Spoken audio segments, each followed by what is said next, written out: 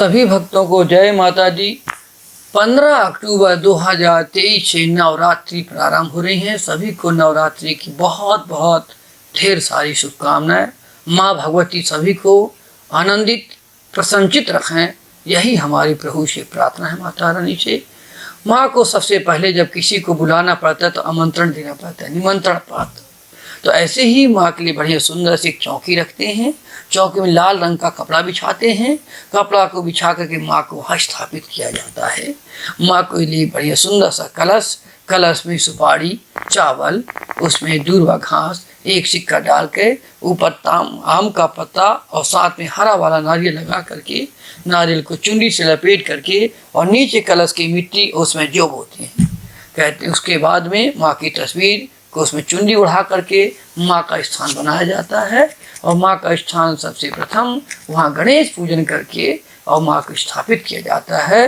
कहते हैं सबसे उत्तम होता है देवताओं को प्रसन्न करने के मंत्र की आवश्यकता होती है।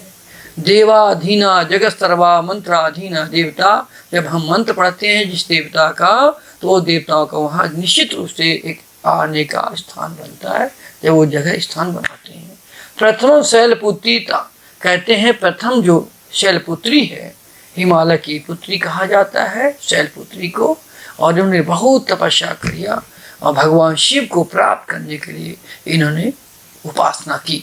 शैलपुत्री माँ को प्रसन्न करने के लिए बढ़िया सुंदर सा उनको खीर का प्रसाद, श्वेत पुष्प अर्पण करना चाहिए, श्वेत चंदन लगाना चाहिए। माँ को श्वेत रूप में जो है उन्हें वस्त्र पहनाना चाहिए। श्वेतंबर रूप है, उसे शैलपुत्री के नाम से जाना जाता है। उनके लिए सर्व मंगल मंगल्ये शिवे सर्वार्थ साधके शरण्ये त्र्यंबके गौरी नारायणी नमस्तुते, ये मंत्र का कम से कम 108 बार प्रथम दिन में करना चाहिए। जिस बालक से या किस भक्त से जो आता है, नवरात्रि में दुर्गा सप्तशती का पाठ कर सकते हैं। नहीं कर सकते हैं तो ओम ऐं ह्रीं क्लीं चामुंडाय विच्चे नमः मंत्र का जप कर सकते हैं। नहीं कुछ आता है दुर्गा चालीसा का पाठ कर सकते हैं। नहीं तो अर्गला कवच और अर्गला कवच कीलक का पाठ कर सकते हैं। सिद्धकुंज का स्तोत्र का पाठ, जिससे जो आता है माँ को तरह तरह से मनाया जाता है। माँ को अघ्यारी या जोत भी की जाती है 9 दिन तक अलग अलग देवियों को प्रसन्न करने के लिए। माता का कोई ऐसा मंत्र हो जिससे माता को जल्दी प्रसन्न किया जा सके या ऐसा कुछ? माँ शैलपुत्री भगवान शिव की अर्धांगिनी के रूप में तपस्या करने के लिए हिमालय घर में जन्म लिया और उनको भगवान शिव की उपासना करने से माँ बहुत प्रसन्न होती हैं।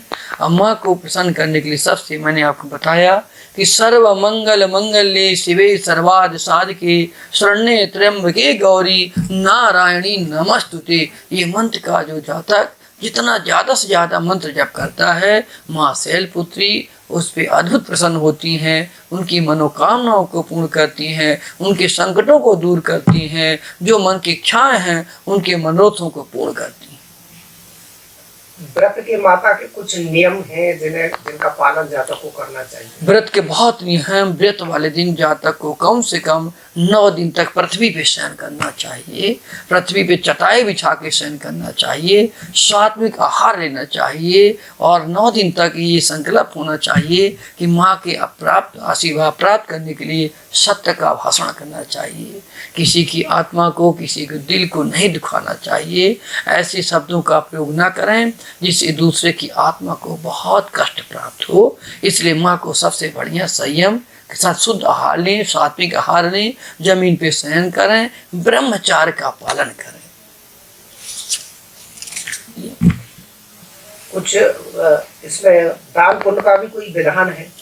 माँ के लिए दान पुण्य की छोटी कन्याओं को बढ़िया, उनको जो भी प्रिय चीज़ है, उनको पेंसिल है और कुछ खीर प्रसाद है, उनको वस्त्र सफ़ेद देना है, उनके लिए जो भी रुमाल है, ऐसी चीज़ों को करने से देवियों को, छोटी छोटी 7 साल की कन्याओं को खीर खिलाने से, वस्त्र देने से, तिलक करने से, पैर पूजने से माँ शैलपुत्री बहुत प्रसन्न होती है।